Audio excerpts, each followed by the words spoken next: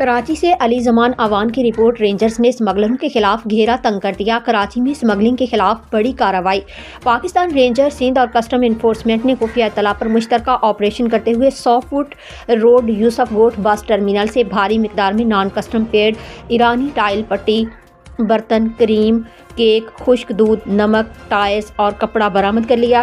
ترجمان سندھ رینجرز کے مطابق کروڑوں روپے مالیت کی یہ اسمگل شدہ اشیاء گوداموں میں چھپائی گئی تھیں، جنہیں 17 مزدہ ٹرکوں کے ذریعے قانونی کارروائی کے لیے کسٹم حکام کے حوالے کر دیا گیا۔ پاکستان رینجرز سندھ کا کہنا ہے کہ اسمگلنگ کے مکمل خاتمے تک کارروائیاں جاری رہیں گی، جبکہ عوام سے اپیل کی ہے کہ جرائم پیشہ عناصر کی اطلاع رینجرز ہیلپ لائن 1101 یا مددگار واٹس ایپ نمبر 0347900111 پر دیں۔ اطلاع دینے والے کا نام صیغہ راز میں رکھا جائے گا۔